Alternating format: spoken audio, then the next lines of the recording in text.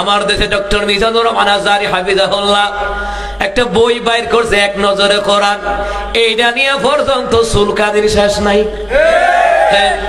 আগামীতে ইসলামের বাংলাদেশ, তবে শর্ত হইল ইসলামী দলের দ্বারা ঐক্য হওয়া লাগবে। এ কথা কন না কেন? ঐক্য হওয়া লাগবে। ঐক্য হইব কেমনে? কোন গুতাগুতির তো শেষ নাই। কথা কন না কেন? গুতাগুতির শেষ নাই কেন বললাম? আমার ফেসবুকের মধ্যে তুলপার হয়ে গেছে, বলতেছে এটা নাকি আর একটা আরবি কিংবা উর্দু কিতাব থেকে এটাকে বাংলা করা হয়েছে। তো যারা সমালোচনা করতেছে, তো তোরা এত বছর করলি না কেন? কথা কয় না কেন? এখন যিনি বাইর করছেন ওনার পিছনে লাগছে, দেখছেন নি কারবারটা? মানে যত দোষ নন্দ ঘোষ, আর নাচতে জানা না জানলে উঠান বাঁকা। কথা কন ঠিক কিনা? দল্লাম উর্দু থেকে বাংলা করছে কিংবা আরবি থেকে বাংলা করছে, তো তোরা এত বছর করলি না কাছে ঠিক দল? এরা কপি পেস্ট করছে। তো আমি বলবো আপনাদেরকে, আপনি তাফসির জালালাইন খোলেন, তাফসির ইবনে কাসির খোলেন, তাফসির বাইজাবি খোলেন, তাফসির কাবির খোলেন, এরপর হচ্ছে তাফসির রুহুল বায়ানি, তাফসির রুহুল বায়ান, তার তাফসির ফাতহুল মাজিদ, তাফসির ফাতহুল কোরআন, তারপরে যত তাফসীর আছে তাফসীর ফি জিলালিল কোরআন, অসংখ্য তাফসীরের ভিতরে অসংখ্য রাকায়ে, অসংখ্য রিওয়ায়াত এবং অসংখ্য হাদিস হুবহু মিল আছে। তো ওইগুলারে কপি কও না কা। আজহারী সাহেব একটা বই বার করছে, এটা কপি পেস্ট নিয়া যেই তাসবিহ পড়তেছো, জীবনে এতবার আল্লাহর নামেও তোমরা তাসবিহ পড়ো নাই। এই শয়রাচাররা কিন্তু তাসবিহ পড়তে পড়তে বিদায় হইছে। পত্রিকা খুললেই বিনবি জামাত এই করছে, এই করছে, এই করছে, এই করছে। মানে পত্রিকা খুললেই 16 বছর দেখছি বিনবি জামাতে বাজর, বিনবি জামাতে। ওমা এই তসবিহ পড়তে পড়তে শেষ পর্যন্ত বাঙালি হেলিকপ্টারটা পলায়ন করা লাগছে। আর আমগর কিছু কইলেই রাজাকার। তো রাজাকার তো কেউ পাকিস্তান যায় না, তো তোরা ভারতে গেলি কা? ওমা কথা কয় না কা? তাহলে বোঝা গেছে ওরা ভারতীয় রাজাকার। আফানি এবার হুইনালা বর্ডারের কাছেই তো আছি, ঠিক কিনা কাম? মুসলমান ইমানদাররা ক্ষমতায় আসার আগে তাসবিহ হবে সুবহানাল্লাহ, সুবহানাল্লাহ, সুবহানাল্লাহ, ঠিক নেই? মাথার মধ্যে পট্টি দেয় আর কয় সুবহানাল্লাহ, সুবহানাল্লাহ। এই সুবহানাল্লাহর কারামতি আপনারাও বুঝছেন না, এটা আমি বুঝছি। এটা আমি বুঝছি। এটা কেমনে বুঝছি? এই সুবহানাল্লাহর যে তাসবিহ পড়তে দিয়ে এই সুবহানাল্লাহর ভিতরে কিছু কিছু কথা লুকায়িত ছিল, যেটা আপনারা জানেন না, এটা আমি জানি। এবারে এক কান্দা ক্ষমতায় আসার আগে, ভোটের আগে কয় সুবহানাল্লাহ, সুবহানাল্লাহ। মাঝখানে মনে মনে কয় বিন পিরে মাইরা লাইম সুবহানাল্লাহ, সুবহানাল্লাহ, হেফাজতের মারাম সুবহানাল্লাহ, সুবহানাল্লাহ, জামাত ইসলামের মারাম। আসলে সুবহানাল্লাহর ভিতরে মানুষ মারার ধান্দা ছিল, ঠিক কিনা?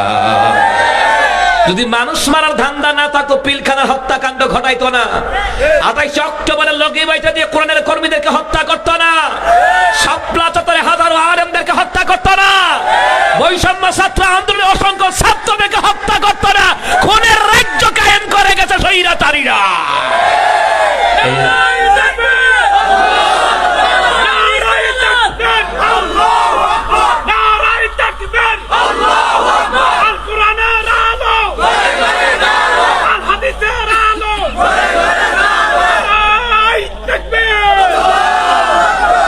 এই কথাগুলি বলার কারণে গত 14 বছর নিজের এলাকায় ভালো করে প্রোগ্রাম করতে পারি নাই। হক কথা বলার কারণে আজও দুনিয়ার জমিনে হক কথা বলেন, পরিবারে হক কথা বলেন, পরিবারের লোক আপনার শত্রু হয়ে যাবে। সমাজে হক কথা বলেন, সমাজের লোক আপনার শত্রু হয়ে যাবে। রাষ্ট্রের ভিতরে হক কথা বলবেন, রাষ্ট্রের লোকেরা শত্রু হয়ে যাবে। শত্রু হয়ে যাক, সবাই শত্রু হয়ে যাক, তাতে কিছু আসে যায় না। হক কথা বলাই লাগবে, বিধানকার।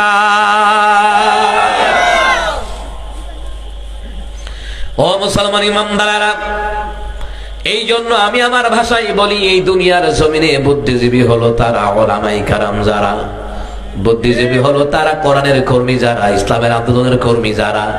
কারণ মুসলমান ইমানদাররা যারা দুনিয়ার লোভে বুদ্ধিজীবী হয়, তারা দুনিয়ার মানুষদেরকে মেরে মেরে চিরকালের জন্য ক্ষমতায় থাকতে চায়।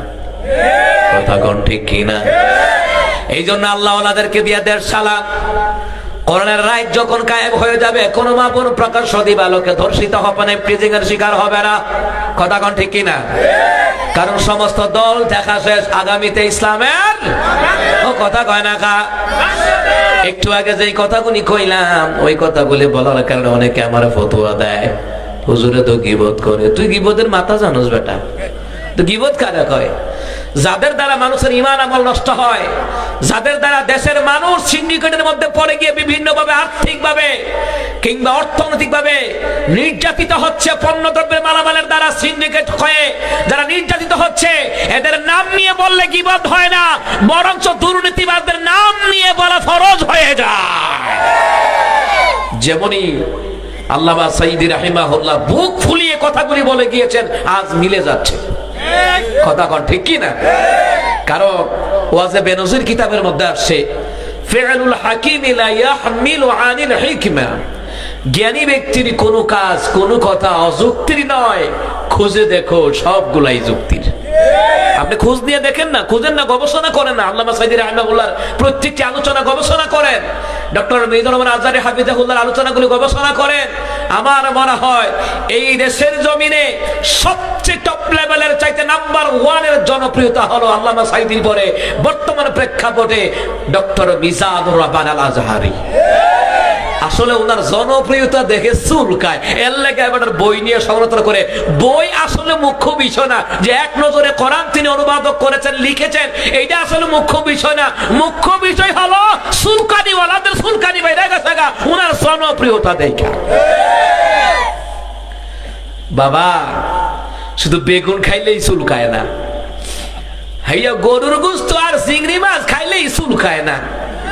কিছু মানুষের উন্নত দিকেও কিছু মুনাফেকের চুলকায়। কথা কর ঠিক না? যেই চুলকানির মলম হইয়া এখনো আবিষ্কার করতে পারে নাই। কথা কর ঠিক না? এত চুলকানি চুলকায় মানুষের, আপনি চিন্তা করতে পারেন। একটা কিতাব লিখেছেন তিনি, আসলে দেখতেছে যে হগল বইয়ের থেকে এই বইটা সেল হইতেছে বেশি, এই তাদের মাথা গরম হয়ে গেছে। কিতাব লিখতে আছে, আইতো মার্কেটে খাইতে আরি, খাওয়াইতে আরি না, মুরগার রান বিরিয়ানি দিয়েও খাওয়াইতে আরি না। আর আজারি মাত্র একটা পোষ দিচ্ছে, বইটা আবিষ্কার করেছে। ও মা, এইটার দিকে চতুর্দিকে বইটা চতুর্দিকে সেল হইতেছে। আসলে এদের মাথা গরম হয়ে গেছে। আমার মনে হয় এটি স্বৈরাচারীদের আসলে উত্তর সুরি। কথা কন ঠিক না? এই জন্য এদের জ্বলে। কি হয়? আল্লাহ এগুলোদেরকে হেফাজত করে, জোরে করা আমিন।